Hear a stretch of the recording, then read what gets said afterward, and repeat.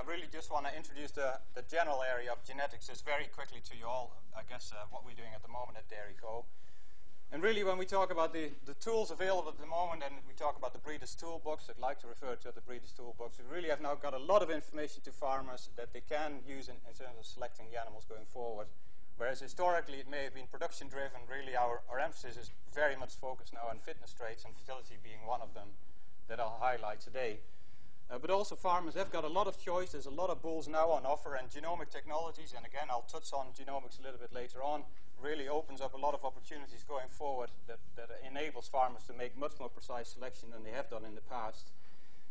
But it is important that really we start to look at UK data, because we have seen in the past perhaps that some of the foreign data didn't correlate that well with the UK response of those. And so when it comes to something that we're interested in the UK, we need to really think about how can we collect it in the UK, produce an index for UK farmers so they can use it. And then obviously the final one is that they only add value if we use them. And fertility, I think, is an example, and I'll show you some of the slides later on, that it's been around for a long time now in the UK, but initially the take-up wasn't really as fast as we wanted it to be, because farmers were unsure of what it was, or NAI companies didn't promote it perhaps as heavily as we wanted it to. So it is important that really that knowledge transfer, which is important for everything we do, I guess, is also still for genetics an issue that we need to focus on. So why is it important? Well, really, I'm not going to go into detail, but I think we all know that performance is genetics and environment, and that's true for low heritability traits like fertility, but certainly for production traits we're probably more used to it. And the main reason really it's important is because it's permanent. Really, once we start to make that change in genetics, that is a permanent change that we make in an animal going forward, and very cost effective. This has been talked about earlier also in relation, I guess, to fertility in terms of management practices, but certainly when it comes to genetics, really the requirements is data. First and foremost, we need that data being collected on a national scale and being collated into a national database that we can use. And when we come to some of these lower heritability traits like fertility, we really need a lot of data to be able to distinguish which animals carry the good genetics and which don't. Accurate animal identification, and obviously for our purposes, is extremely important, and we are starting to work with BCMS data in terms of trying to link some of the national data back to the databases that we collect on diseases. And one of the issues we constantly are working on is really, can we get sire identity of BCMS passports? I know in the beef sector, certainly Genus is pushing that quite hard at the moment, and we'd like to see that also happening in the dairy industry, although we have got an advantage in the dairy industry that through the milk recording companies, NMR, CIS, UDF, we are getting a lot of information coming into the evaluation system already, which enables us to link BCMS data to some of the industry databases. The other one, again, and I'm sure that we'll have some more discussion about that later on, is trait definition. When we are interested in doing something, if somebody collects a conception rate on a different definition than another organization, and they both call it conception or pregnancy, obviously we may be analyzing different traits, and that affects the heritability of the trait again. So really, harmonization of trait definitions is important. And ICAR, the International Committee of Animal Recording, is also working on trait definition internationally. So when we collect something in the UK, that can be compared to what's happening in the US or the Dutch or wherever. And obviously then finally sharing or pooling of data internationally, which is something we are working on. But for some of these hard to measure traits, and we talked about IGF-1 earlier on, maybe if research units can come together and really pool their research data, actually using some of the genomic technologies, we may be able to come up with a genomic solution to some of these issues, which are traits we can't collect on a national scale, but can do in a research setting. So in the dairy industry, there's a lot of organizations we work with, and really it's highlighting again that the dairy industry, I think, is in a good position when it comes to genetics, at least, that there is a good collaboration going on between the breed societies, milk recording, and then our service partners in Edinburgh to really come to the bottom of it. And that's really enabled us to put up some of these tools that I'll talk about. So when we talk about breeding, well, there's a lot of things that farmers want to do in terms of production and milk contracts, somatic cell count, longevity, fertility, etc. And for all of those, we now have genetic tools that enables farmers to actually make that difference. And this is something that we now almost take for granted that farmers can do this, but really when we talk about somatic cell count going forward, these are traits that haven't been around for that long, and we are now starting to see improvements in somatic cell counts is declining, mastitis is improving as a result. Longevity, certainly we're seeing improvement, and fertility that I'll touch on today. We can also now see that we have turned the corner, and having those genetic indices enables us now to really be much more precise in breeding than we have done in the past. But we are somehow hampered by the lower heritability. I think the traits in the past that we used to work with had very high heritability, so a big proportion of the variation we saw on farm really was driven by genetics, so we can very accurately predict how the national herd is changing by some of these breeding decisions. When it came to type, it was a similar sort of story. With some of these fitness traits, it is more difficult. But certainly for somatic cell count, we can very accurately predict when the national herd was going to see a decline due to the breeding decisions. With fertility, and I'll show you that later on, it is perhaps a little bit more difficult on the national scale, but on a farm level, we see differences. So fertility indexes, this is really the tool that we provide to the industry at the moment for genetics. Is an index that's made up of two main components, because genetically calving interval and non-return are two different traits. There's a lot of genes perhaps that are in common between the two, but they're not the same trait genetically, because some cows may start to cycle quickly but are difficult to get in calf, and vice versa. And so really in our index we try to combine the two on an economic weighting, and roughly it's an equal weight between calving interval and non-return, really with the aim of improving both of those traits in the national herd going forward. They're expressed as standardized traits with a standard deviation of 5, and it's based on the data that is being picked up through milk recording, because on a national scale we get about 100,000 insemination records every month coming in. Obviously calving intervals we can collect. And then we've got a multivariate analysis with 6 traits. We actually use body condition score from the national recording of classification, and also peak yield as a predictor trait in our analysis to come up with the ultimate indices. And so farmers have now got that information available, and we publish it 3 times a year. That data gets refreshed to allow farmers to really breed animals that have got good fertility scores. The numbers aren't important, but I just wanted to flag that up. So what does the insemination data tell us? And I'm just going to show you a couple of graphs now to illustrate how the data is changing. And just to make you aware of the data that I am using, it's based on inseminations that are being collected through milk recording. So we're looking at inseminations on a monthly basis from January 95 up until May 2014, which was the last set of data that we have. Well, probably this slide already indicates 2 things: that on a national scale, we've seen a shift in breeding or calving pattern, whereas historically it was very much autumn block calving. We have seen that it's gradually evened out, also because of milk pricing. And then the other thing that we're starting to see now in the more recent years is that we now start to see a smaller peak happening in the spring calving, whereas spring block calving herds are really coming in. So it's interesting just from that point of view to say that, well, certainly the industry is changing in terms of the management on farm, which also may have an impact on fertility. So what does the data now tell us in terms of genetics? So that same data we then can extrapolate and say, well, how is genetics changing, or how is the breeding pattern changing? And I'm just going to talk you briefly through these. What I'm showing here is again the same data from January 95 until May 2014. And first of all, if we look at the calving interval, we can see that as selection for production was increasing, our calving intervals got worse.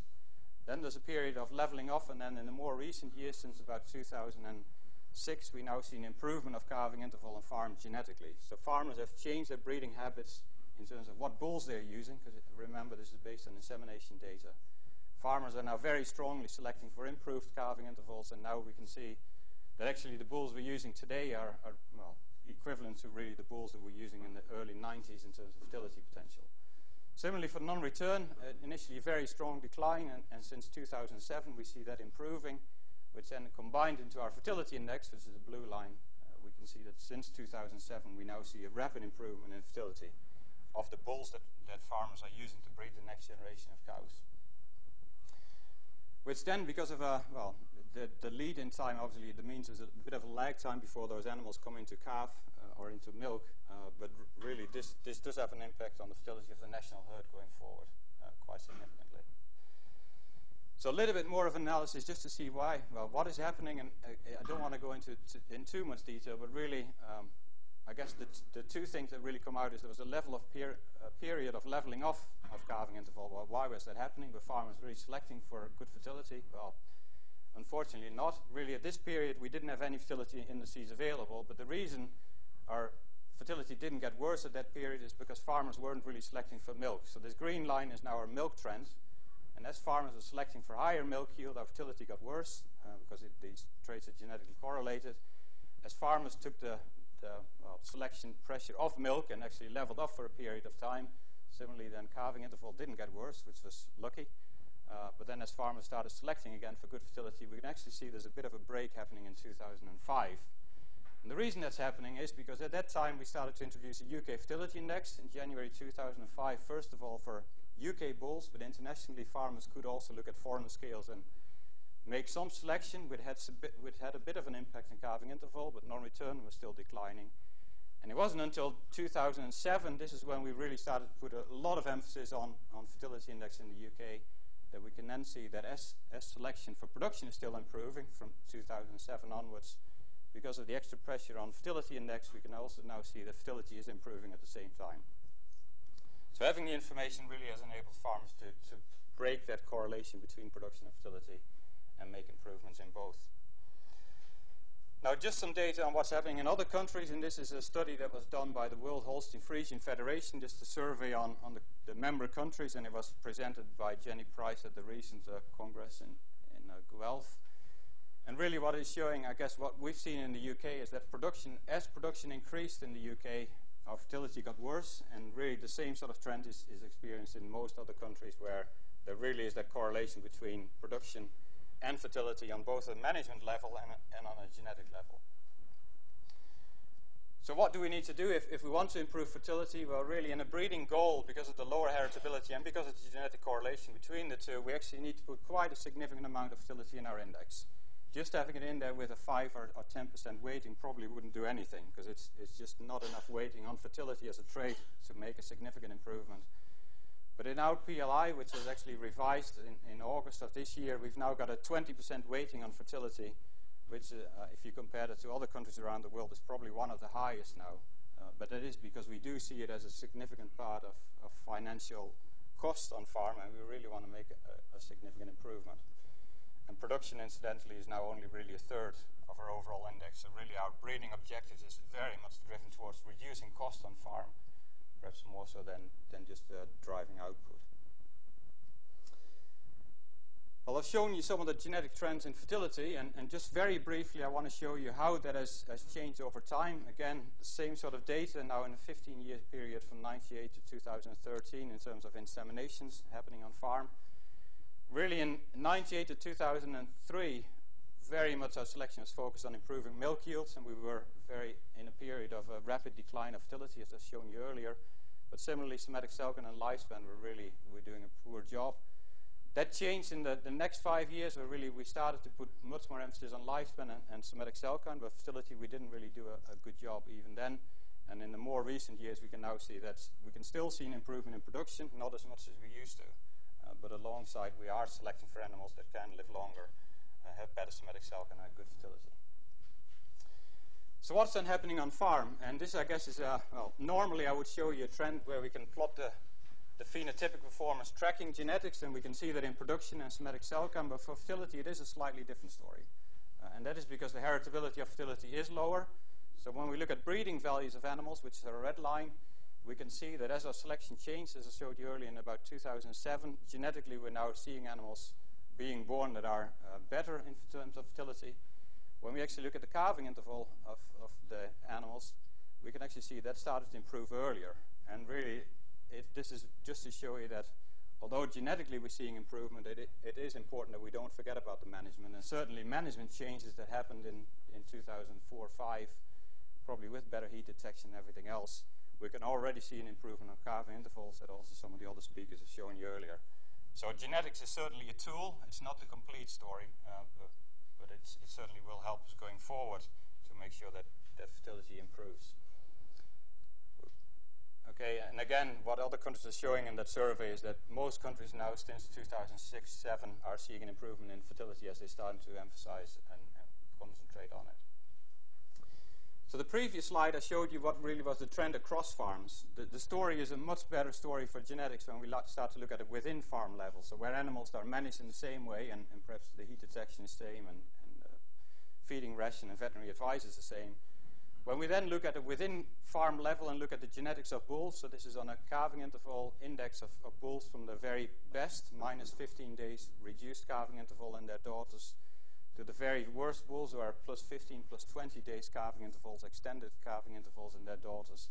And then look at the performance of the daughters, so the the group of animals and have collapsed it. If you just look at a bull-by-bull level, there is more of a spread, but really when you look at a combined or a summarized figure, I think it's very clear that on a within farm level, bulls have got a very big impact on improving fertility. And the choice of farmers by using a good fertility bull or a bad fertility bull can be as much as 30 days calving interval.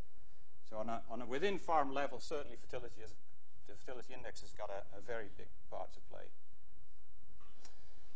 Well, so what's happening to non-Holstein breeds? I've focused on Holstein because that still is about 90%, I guess, of the inseminations and the breeds that we see on farm. But in the UK, we do evaluate 8 different dairy breeds, and all of those have got fertility indices available, which also allows us then on a genetic level to make direct comparisons between the breeds. And in general, what we see, and this is not surprising, I guess, there is a trade-off between yield and fertility. And when we look at the genetic base differences, so it's not necessarily the breed differences, because there are variations certainly within breed, but our base is set at animals born in 2010, and we've set their genetic base at 0, just back in August. So then comparing everything to the Holstein, which is now our 0 reference point, certainly when we look at the other breeds, they tend to be lower production breeds, but consequently also in the other hand, they are higher fertility breeds, which perhaps is not unexpected, but it allows at least farmers who are interested in using other breeds to be able to compare these bulls on an equal footing. And the next slide, I guess, it's not in your pack, and I should have put it in at the time, but anyway, I missed it off. Really, I guess what it now allows us to do, because we evaluate these animals on an equal basis in our spring calving index, but also on a PLI we can do. It allows farmers now to look for these, what we like to call correlation breakers. So although in general, certainly as the yield goes up and the fertility gets worse, there are bulls who can do both. And when I've plotted here the different breeds, so RDC is our red dairy cattle, so the air shows in the Nordic reds. They tend to cloud somewhere around here in terms of production and fertility. The green ones are the Jersey bulls, which tend to be lower production, but generally higher fertility bulls. Then we've got our British Friesians, which very much are a fertility rate, but lower production. And then we've got the red dots of the Holstein bulls. But now really the choice is up to the farmer. If they want to improve fertility and set their level at well, say they need to be +5, which is already improvement, but not massively, and they've got a choice of bulls or a choice of breeds that they can go for, even if they set it at +10, or perhaps if they go too extreme and go to +15, the choice may be quite narrow. But if farmers say, well, +10 is my choice, they can then make a choice of, well, do I want high yields or high components, or do I go for a lower yielding breed? And I think having that index available to farmers allows us now to break that correlation. So it's no longer a trade-off between, well, I need to reduce my production because that's the only way I'm going to get good fertility. I think we can now identify individuals that can do both, and I think going forward for the industry that will help us to make improvements on a lot of levels. Some of the new developments then, well, genomic evaluation certainly is something we're excited about, and is it introduced in the UK was introduced in 2012, and that is because we made an international collaboration through DairyCo with the US, Canada in particular, who progeny test a lot of bulls, and also Italy, which now means that we've got 24,000 bulls in a reference population where we can look at their DNA and then look at the dot performance of these bulls to enable us to make the UK genomic evaluation. In particular, where it does help us is these low reliability or low heritability traits, and fertility being one of them. So calving interval, just very briefly, really when we look at the parent average, the reliability of an index would only be 24%, so a very low heritability trait. But combining it with our genomic information gets us up to a reliability of 61%, which is actually equivalent of about 300 daughters where we've got observations of fertility. So genomics, especially for some of these low heritability traits, give us a lot of information early on, which then allow us to really make rapid genetic progress. And I think this is exciting for some of these more difficult and more challenging traits for breeding. Also, we are discovering some genetic recessives, and really that's also now enables then the breeding companies to screen out some of these traits that have had an impact on fertility in particular, because the reason these are recessive is because we never find a homozygous that carry 2 copies of the sire on the dam, and really we know that typically is associated with early abortions. By screening these out of the population again, that will have a subsequent effect on fertility going forward. Very briefly then on, well, what are some of the future things we're currently interested in looking at, and I'm only really talking about direct measurements, because we could also include, well, activity monitoring. I think those will be associated traits that perhaps can slot into this list of things. But certainly, it was already mentioned that progesterone recording is starting to happen now, and I think if we can bring that data back into a national database that allows just a more accurate measure again of fertility directly, which can enhance the accuracy of fertility index going forward, that we can breed for. Mid-infrared work there's a lot of work ongoing at the moment, certainly looking at fatty acids, and we can find through fatty acids and some of the energy balance predictors that has an impact on fertility, which again we believe may contribute to the data we already have. So in terms of the evaluation, we can slot it into the predictor traits. But there may be other biomarkers we can pick up through mid-infrared, but I think some research is still needed to say, what are the traits really that are going to help us there. And then finally, I think there will be further genomic discoveries. We are starting to now sequence animals, and that I think is an exciting area of research. I don't believe that's necessarily going to have an immediate impact in the next couple of years, but I think these are areas where the more we know about the DNA of the animal, the more we can do. And certainly, again, I mentioned IGF-1, which was mentioned earlier. If we can find a genomic region that really has an important impact on that, I can really predict that level in the offspring, I think there are opportunities to then also incorporate that into the breeding of animals going forward. But there is that continuous need for more data, and we are also thinking as an industry about perhaps setting up some phenotype contractor farms, where perhaps there's only 50 or 100 farms that we want very detailed analysis of what they're doing on farm in terms of disease and fertility, and by combining it with our genomics, we can set up a genomic prediction, which we then can extrapolate across all the bulls that are being used in the UK. So in summary, well, the decline of fertility certainly has been reversed, both phenotypically and genetically. The contribution of genetics, I think, shouldn't be underestimated, because long-term, I do really believe that it does have an impact, even though perhaps management at the moment is overtaking some of that benefit. Long-term, genetics is a very important one. Application of genomics, as I said earlier, I think is an important one that we need to really think about, and I think there will be new traits that we can add into the toolbox to help us